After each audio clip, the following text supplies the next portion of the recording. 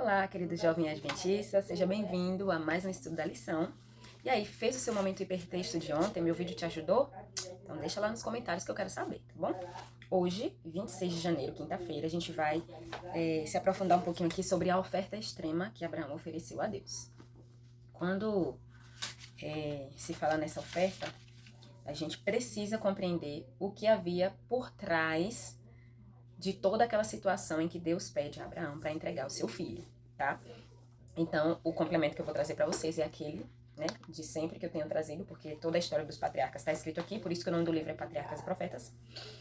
E o capítulo 13, a prova de fé, é o capítulo em que a gente vai entender um pouco mais sobre a vida de Abraão e Sara, a promessa que Deus fez, que ele deveria oferecer, não, que ele deveria ter um filho, e que esse filho seria o filho da promessa e tudo mais. Quando você vai estudando a história de Abraão, você percebe que ele não confiou, né? Embora chamado de patriarca da fé, o espírito de profecia diz que a fé dele não foi perfeita, e ele não confiou nas promessas de Deus como deveria. Por isso, ao invés de esperar que Deus desse o filho, por intermédio de Sara, ele decidiu ter um filho com a sua serva Agar, né? Mas era para Abraão ser homem de uma mulher só. A poligamia, que era o ter mais de, né, ter várias mulheres, era era um pecado condenado por Deus. Porém, já tinha se tornado tão habitual entre o povo, mesmo o povo de Deus, que não era mais considerada pecado. Então Abraão vai lá, sem nenhum tipo de, né, de consulta a Deus. Claro que se ele consultasse a Deus, ele sabia que estava errado. Mas ele toma a serva para ter um filho. E aí tem o filho Ismael. E aí gera toda uma confusão, todo um desgaste na família, porque o lar era muito feliz. E depois que Abraão toma Agar como esposa e nasce Ismael, vira uma miséria o lar. Porque mesmo Sara mandou ele ter o filho com a serva, mas aí depois começou a reprovar ele, como se ele tivesse sido faltoso, tivesse errado. Porque a serva sabia dessa promessa, né? De que ele teria o filho da promessa, então colocou na cabeça que Ismael era o filho da promessa, então se tornou orgulhosa, se tornou ela se tornou assim uma pessoa desprezível. Agar se tornou uma pessoa desprezível, porque ela começou a destratar a própria Sara, que era sua dona, digamos assim, né? Era sua patroa. A serva era de Abraão e Agar. Então, foi isso. Ela se tornou muito orgulhosa, começou a tratar a Sara com desprezo, porque achava que aquele era o filho da promessa. E Deus repetiu a Abraão outras vezes, de forma bem clara, depois, né? É Sara que vai te dar um filho, né? E ele já estava com muitos anos de idade, tanto que o nascimento de Isaac aconteceu, acho que quando ele tinha 120, se eu não me engano. Deixa eu ver aqui. Ele tinha 99 quando a promessa foi feita a ele, mas acho que quando Isaac nasceu, se eu não me engano, ele tinha 120. Enfim, e aí o que acontece? Aí Sara manda ele expulsar Agar, aquela coisa toda, e ela era orgulhosa mesmo, estava causando ciúmes mesmo, e Abraão agora tinha que lidar com o fato de ter desobedecido a Deus, arranjando outra mulher, sendo que era para ele ser o marido apenas de Sara. A casa estava conturbada, Isaac já estava crescendo, né, tudo mais. Então foi bem complicado aí o período que Abraão viveu depois de ter feito essa escolha, né? E aí o que acontece? Isaac nasce. Então Isaac veio, Deus cumpriu a promessa, Isaac nasceu e a contenda piorou, porque todas as pessoas que se afeiçoavam por Ismael começaram a desprezar, tanto Agar quanto Ismael, começaram a desprezar o filho de Sara, começaram a odiar o filho de Sara. Por quê? Porque aquele verdadeiramente era o filho da promessa. Então tudo aquilo que era feito por Ismael, todo aquele carinho, toda aquela coisa, foi colocado de lado para todas as atenções virarem agora para Isaac, que era o verdadeiro filho da promessa. E aí o que acontece? Abraão, ele fica numa angústia muito profunda porque ele tem que decidir se ele manda Agar embora com o filho, que era dele, ou se ele fica com Agar lá e convive com a desordem, né, com a baderna na casa. Só que aí orou a Deus, pediu orientação, o anjo disse, aí, enfim, né, na verdade primeiro ele manda embora Agar, tal, e aí lá sozinha no deserto, sem amigos, o anjo aparece para ele, lembra para ela, ó, volte para sua serva. O espírito de profecia diz que o anjo aparece dirigindo a ela essas palavras para ela lembrar quem ela era, ou seja, ela era serva, então ela não deveria estar se colocando numa posição acima da sua senhora. E mesmo assim, as palavras do anjo, essas palavras, né, de lembrança de quem ela era, de quem a quem ela pertencia, vieram misturadas com palavras de conforto, ou seja, Deus ouviu tua oração. O anjo vai lá não só para reprovar Agar, o anjo vai lá para dizer para Agar que Deus ouviu a oração dela, mas que ela deve voltar para a senhora dela e se humilhar, porque ela estava, eu sou a maravilhosa porque meu filho nasceu, entendeu? A Agar estava desse jeito. E aí, ela voltou, bananã, tudo mais. E aí, o que acontece? Ah, não, o negócio de 120 anos não foi isso, não. 120 anos foi quando Deus aparece para Abraão dizendo, me dá o teu filho, tá? Vamos só fazendo essa correção aqui. E aí, esse filho tão esperado da promessa é pedido por Deus para ser oferecido em sacrifício, né? É o tema da lição de hoje, a oferta extrema. O que acontece? Por que eu digo para vocês que a gente tem que entender o que estava por trás, os pormenores, o espírito de profecia? Por que a gente precisa estudar? Quando Deus estabeleceu essa ordem para Abraão, o espírito de profecia diz que ele tinha chamado Abraão para ser o pai dos fiéis, certo? E a vida dele deveria ser um exemplo de fé para todas as gerações que viessem depois. Mas ele demonstrou falta de fé. E essa não foi a primeira vez, essa foi a segunda. A primeira vez que ele demonstrou falta de fé foi quando eles foram para o Egito, que ele ficou com medo de pegarem Sara e matarem, e aí disse que era irmã dele, não que era esposa. E aí depois Deus vai e revela ao rei que ela era esposa de Abraão, aí o rei manda ele embora, diz, por que você fez isso comigo? Então, a primeira vez que ele demonstrou ali a falta de fé. Essa segunda vez foi quando ele aceita a sugestão de Sara e toma Agar por esposa para ter o filho, que não era o filho prometido por Deus, porque Deus disse que era Sara que ia dar esse filho para ele. E aí diz assim que para que ele atingisse a elevada norma da fé que Deus queria, Deus sujeitou ele a outra prova, uma prova mais severa que nenhum homem foi chamado a suportar. Nenhum homem até o tempo de Abraão, né, e até depois de Abraão, não havia sido chamado para suportar a prova de entregar o filho. Então, em uma visão da noite, Deus determinou a ele que se dirigisse à terra de Moriá e oferecesse ali o seu filho sobre o monte que seria mostrado. Deus ia dizer para ele. Então, no tempo em que recebeu essa ordem, ele tinha idade de 120 anos, já era considerado, mesmo para sua época, um homem muito idoso. E ele poderia, né, se fosse mais jovem, enfrentar qualquer dificuldade, qualquer tipo de aflição e tudo mais. Mas Deus guardou a sua última e mais rigorosa prova a Abraão, até que o fardo dos anos fosse tão pesado sobre ele que ele almejasse o repouso de todo o trabalho, de toda a ansiedade e, enfim, descansasse no pó. Então, nesse período em que Deus chama Abraão e diz, eu quero seu filho, ele estava morando em Berseba, rodeado de muitas propriedades, de muita prosperidade, de muita honra. Ele era acatado, assim, pelos governadores da terra, de todos os lugares. Ele era muito rico, ele era um príncipe poderoso, visto por esses outros reis da terra como um príncipe muito poderoso. As planícies, as montanhas eram cobertas pelas cabeças de gado que Abraão tinha. Então, Abraão realmente era um homem que estava ali no auge da sua prosperidade. E aí vem dizendo aqui, ó, o filho da promessa havia crescido até a idade adulta ao seu lado. O céu parecia ter coroado com sua bênção a vida de sacrifício de Abraão ao suportar pacientemente o adiamento das esperanças. Na obediência da fé, Abraão tinha abandonado o seu país, tinha se afastado do túmulo dos seus pais e da sua parentela, que foi o que Deus lhe pediu. Vagueou como estrangeiro, tinha esperado por muito tempo o filho da promessa nascer, despediu seu filho Ismael depois de um tempo por ordem do próprio Deus, e Deus prometeu que mesmo que Ismael estivesse longe de Abraão, ele não seria esquecido por Deus, então Ismael também teve uma vida próspera, porque Deus prometeu isso, mas ele precisava se afastar para gerar, né, ali a harmonia no lar que Abraão precisava.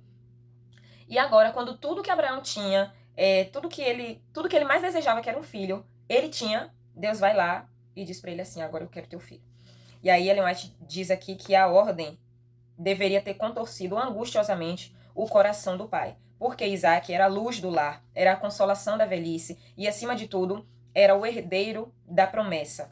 Se esse filho fosse perdido por desastre, por moléstia, ele teria despedaçado o coração do pai, seria uma dor muito grande, mas a ordem de Deus foi que ele mesmo, com sua própria mão, derramasse o sangue do próprio filho. E aí vem para mim uma das partes assim mais duras da vida de Abraão, que Ellen White diz aqui que Satanás estava ao lado de Abraão, pronto para sugerir que ele estava enganado e que Deus não havia pedido o filho dele, porque esse mesmo Deus deu as tábuas da lei. Deu as tábuas não, que nessa época não tinha as tábuas. Que esse mesmo Deus tinha como norma de sua lei, não matarás. Então ele estava ao lado de Abraão o tempo inteiro, esperando uma oportunidade para dizer para Abraão que ele estava enganado e que Deus não havia pedido isso dele. E aí Abraão estava dentro da tenda, né, assaltado, sendo instigado ali pela dúvida, e ele saiu da tenda, olhou para o céu e se lembrou da promessa que Deus tinha feito para ele já 50 anos antes, que a sua semente seria numerosa como as estrelas e que a promessa de Deus iria se cumprir e tudo mais. E aí Abraão começou a acreditar, né? Acreditar não, ele começou a ser tentado por Satanás a crer, ele não chegou a acreditar nisso. Ele começou a ser tentado por Satanás a crer que ele estava iludido e que Deus não havia pedido isso para ele. E aí, o mesmo, imagina, né? Satanás assaltando ali Abraão. Deus disse não matarás. A lei dele diz não matarás. Você acha que ele pediu para você matar seu próprio filho? Então, Satanás estava ali, no encalço de Abraão. Gente, isso para mim é bem pesado. E aí, ela diz assim, em sua dúvida e angústia, se prostrou em terra, orou, como nunca antes havia orado, pedindo confirmação da ordem quanto a esse dever de cumprir a terrível incumbência que Deus havia lhe dado. Então ele começou a se lembrar dos anjos que foram enviados para destruir Sodoma. E esses anjos, anos antes, já tinham dito para ele que ele seria pai de Isaac, que Sara daria um filho. Tanto que é o momento em que Sara dá risada. E aí por isso que surge o nome Isaac, porque em hebraico essa palavra Isaac é o som que sai quando a pessoa, né, está rindo. E aí o que acontece? Mostra, Ellen White deixa assim muito claro, mostra muito claro que a ordem de Deus devia ser obedecida e não demorada. Então o dia começou a se aproximar e ele estava a caminho. E aí o capítulo é maravilhoso, eu vou deixar o link aqui na descrição para vocês lerem. E aí ele vem falando que Isaac estava dormindo, e aí ele tenta... Ele fica olhando para Isaac, ele fica olhando para Isaac dormindo, e aí ele fica pensando ali, né, se ele deve falar com Sara, se não. Só que o amor de mãe de Sara, né, a ligação de Isaac com Sara era muito grande. E aí o que acontece? Ele ficou pensando se ele realmente deveria falar com Sara, acordar Sara para dizer o que foi que Deus disse para ele e tudo mais. Mas aqui deixa claro que a vida de Sara estava ligada à vida de Isaac. E o amor de mãe poderia ter recusado esse sacrifício que Deus pediu. Então ele não acordou Sara porque ele sabia que ela poderia impedir ele de levar Isaac para cumprir a ordem que Deus dera, que era oferecer ele em sacrifício. E aí eles viajaram silenciosamente, o pai ali com aquela... Como assim? Isaac foi criado temente a Deus. Então, ele não ficou surpreso quando o pai acordou ele de madrugada e falou assim, vamos ali no monte oferecer um sacrifício a Deus? Ellen White deixa claro aqui que era muito comum para Isaac ver o pai oferecendo sacrifícios a Deus, porque a vida de Abraão era essa vida abnegada, de adoração, de dependência de Deus. Então ele não temeu, né, com esse pedido. E aí ela diz aqui que aquele foi o dia mais comprido que Abraão jamais havia experimentado. E Satanás estava perto para insinuar dúvidas e incredibilidade para Abraão, mas ele resistiu às suas sugestões. Então eles vão andando, caminhando, e para Abraão era uma tristeza, era uma angústia extrema. E ela diz aqui que Abraão estava esperando o momento em que o anjo do Senhor, né, um ser celestial, ia aparecer para dizer para ele, tá bom, Abraão, até aqui já tá bom. Deus já se agradou da sua obediência. Mas não foi isso que aconteceu. Ele estava esperando que isso acontecesse, mas não foi isso que aconteceu. Então Abraão chega ali naquele momento e ele vê a nuvem em cima do monte. Então, a partir daquele momento, todas as dúvidas que Abraão tinha vão embora, porque Deus havia dito que a nuvem iria pairar por cima do monte que ele escolhesse para ser o monte ali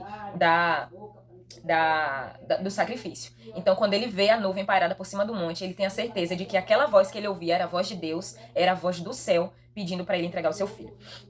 E aí ele não murmurou contra Deus, se fortaleceu na fidelidade do Senhor, nas provas que Deus já havia dado de como ele era bondoso, de como ele era misericordioso. Então, ele não teve mais nenhum tipo de dúvida. Então, ele se organiza com o filho para começar a colocar lenha, tudo mais, aquelas coisas.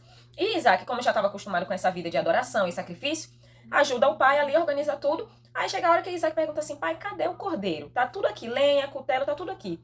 E aí, ela diz aqui que estas palavras feriram o coração de Abraão, porque as palavras de Isaac foram carinhosas. Meu pai. E Abraão se lembra, aquele ali era o seu filho e ele ia oferecer a Deus. Só que aquele não era filho de Abraão, simplesmente possui propriedade de Abraão. Aquele era o filho que Deus havia dado para Abraão. Então ele era de Deus e o Senhor havia dado para Abraão cuidar, para criar, entende?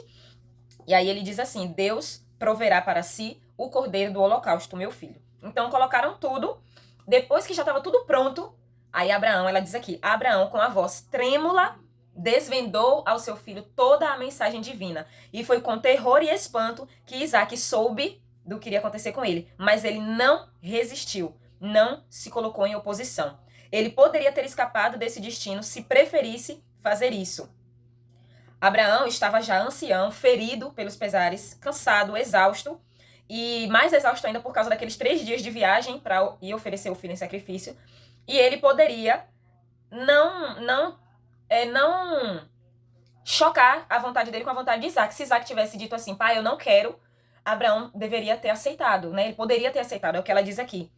Que ele já estava tão desgastado que se Isaac tivesse se oposto, ele iria acatar a ordem do jovem e eles iriam embora.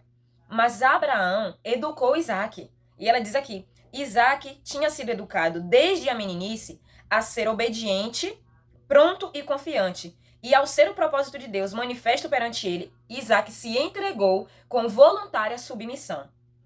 Ele era participante da fé de Abraão e se sentiu honrado ao ser chamado para dar a vida em oferta a Deus. Com muita ternura, Isaac ajudou os pais, que estavam com as mãos já desfalecidas, a amarrá-lo no altar. Imagina aí, Isaac ajudou seu pai a amarrar ele próprio no altar. Você imagina o que é a vida de um jovem que desde criança tinha sido educado a obedecer a Deus e quando ele percebe ali a angústia do pai, ele mesmo vai se amarrando, ajudando o pai a oferecê-lo em sacrifício a Deus. Gente, isso aqui é a mais pura demonstração de que a adoração, a fidelidade é aprendida pelos filhos através dos pais. E eu não vou entrar agora nessa parte porque dá muito pano para manga. Eu, como professora, entendo a importância do exemplo de nós, adultos, para as crianças.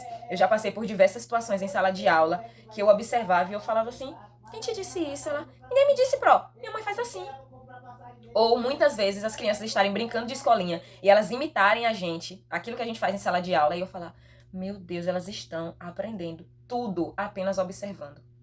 Então, assim, não vou entrar agora nesse método porque isso aqui é tema para um outro vídeo, mas a vida, porque muitas pessoas podem pensar, como foi, será, para Isaac? Por que Isaac não saiu correndo? Porque Isaac era obediente a Deus. Isaac tinha fé assim como o pai tinha. Era uma fé profunda. Desde a meninice ele tinha sido criado assim, para obedecer a Deus e estar sempre disposto a fazer a vontade do Senhor. Então, em momento nenhum, ele pensou em abandonar. Claro, foi um grande espanto para ele ouvir a mensagem que o pai dele dava. Olha, meu filho, Deus mandou oferecer você. Entendeu? Então, aí chega um momento em que quando ele levanta o braço para sacrificar o filho, o anjo de Deus chega para Abraão e fala tudo aquilo, né? E aí diz aqui, ó, no finalzinho eu quero ler essa parte aqui, ó. O sacrifício que foi exigido de Abraão não foi para o seu próprio bem, somente, mas foi, e nem só para o benefício das gerações que iriam se seguir, mas foi para a instrução dos seres destituídos de pecado, no céu e nos outros mundos. O campo do conflito entre Cristo e Satanás, campo este em que o plano da salvação se encontra formulado, é o compêndio do universo. Porquanto Abraão mostrara a falta de fé nas promessas de Deus, Satanás estava acusando ele perante os anjos e perante Deus, por ele ter deixado de satisfazer as condições do concerto. E Satanás estava dizendo que Abraão era indigno de receber as promessas de Deus. Mas com essa prova de Abraão oferecer o filho a Deus, Deus desejou provar a lealdade de seu servo perante todo o céu, para demonstrar que nada menos que a perfeita obediência pode ser aceita e para patentear de maneira mais ampla perante eles o plano da salvação. Então Deus queria deixar claro para todos os anjos do céu e para aqueles que habitam nos mundos não caídos que apenas a obediência perfeita é o que Deus espera de nós. E foi isso que Abraão fez. Abraão demonstrou falta de fé e Satanás, que é o acusador, estava acusando ele perante todo o céu, dizendo que Abraão não era mais digno de receber as promessas de Deus porque ele havia demonstrado falta de fé. Mas com essa prova de oferta extrema, que a nossa lição de hoje traz, Deus deu prova a todo o céu, e inclusive a Satanás, né, de que Abraão realmente era o pai da fé, era o pai de todos aqueles que iriam se seguir, conservando a obediência ao Deus verdadeiro. E, gente, isso é maravilhoso, sabe? E essa história de Abraão, esse exemplo de Abraão deixa muito claro que nós precisamos estar dispostos a obedecer a Deus, mesmo que ele peça algo de nós que parece impossível para a gente entregar. Porque parecia impossível, né, Abraão entregar o seu único filho, o único filho da promessa, né? Não era o único filho, mas era o filho da promessa. E tudo aquilo ali também demonstrava, era para Abraão entender que dor grandiosa Deus iria passar ao entregar o seu filho Jesus para ser morto por toda a humanidade. E outra coisa que tem aqui no espírito de profecia é que Abraão depois não temeu mais em entregar seu próprio filho, porque ele sabia que o Deus que prometeu o filho a ele poderia, depois do sacrifício, ressuscitar o seu filho e ele voltaria com seu filho para casa. Então ele cria muito fortemente nas promessas de Deus e por isso ele não titubeou. Mesmo Satanás ali no seu encalço, ele teve certeza de que a promessa de Deus era verdadeira, que a voz de Deus era verdadeira. Então tem uma frase aqui na lição que diz assim, ó, é de um teólogo e médico missionário, que diz assim: se nós temos algo que não podemos devolver a Deus, na verdade nós não temos. É essa coisa que nos possui e finalmente irá nos destruir. E isso tem muito a ver com as nossas posses, as nossas propriedades. Se a gente tem alguma coisa que a gente não pode entregar para Deus, então essa coisa nos possui e isso vai nos destruir. E o dinheiro, as posses, as riquezas, os familiares, as pessoas que a gente muitas vezes não quer se desapegar, mesmo quando Deus diz pra gente se afastar dessas pessoas, tudo isso pode nos destruir. Então nós precisamos ser fiéis a Deus a ponto de qualquer coisa que Ele nos pedir, nós fazermos por Ele e para Ele. Porque Ele é o nosso provedor, Ele é que nos dá todas as coisas que nós temos, seja bens materiais, seja família, porque aqui a gente está falando do filho de Abraão. E existem pais que amam tanto, dão tudo, fazem tudo pelos seus filhos, que colocam seus filhos acima de Deus. E isso é incorreto, né? Porque deixa muito clara a palavra de Deus que devemos amar a Deus acima de todas as coisas. E Jesus, quando chamou seus discípulos, falou: aquele que não estiver disposto a deixar pai e mãe em favor de mim, não é digno de mim. Então nós precisamos colocar o Senhor Jesus acima de todas as coisas, mesmo das pessoas que a gente acha que deve ser muito, muito, muito importante. Tá bom? Então é isso. O vídeo ficou grande, mas é isso mesmo, porque vocês já estão acostumados, né? O nosso estudo aprofundado, é assim que a gente estuda a palavra, é assim que a gente estuda a lição, com o espírito de profecia. E louvado seja Deus por essas pérolas que o Senhor tem nos dado, para que a gente aprenda cada vez mais que fidelidade é estilo de vida. A fidelidade de Abraão não era simplesmente no que dizia respeito ao seu gado, ao seu ouro, à sua prata, aos seus bens. A fidelidade de Abraão dizia respeito a toda a sua vida. Inclusive, quando Deus pede para ele entregar seu filho, Abraão é fiel e faz a vontade de Deus. Então a fidelidade era o estilo de vida do céu. É o estilo de vida do céu. Então era para ser o estilo de vida de Adão e Eva, era para ser o estilo de vida de todos. E em meio ao mundo de pecado, Deus pega os seus remanescentes para que eles nos sejam como exemplo de fidelidade. Então, Enoque foi fiel, Noé foi fiel, Abraão foi fiel, e assim, todas as gerações, houve pessoas que foram fiéis a Deus. E nós, como remanescente do mundo atual, precisamos aprender que a fidelidade deve ser o nosso estilo de vida em todas as áreas da nossa vida, tá bom? Então, esse foi o vídeo de hoje. Fiquem com Deus, não esqueçam de compartilhar com a sua classe, deixar o seu like, fazer seu comentário e até amanhã.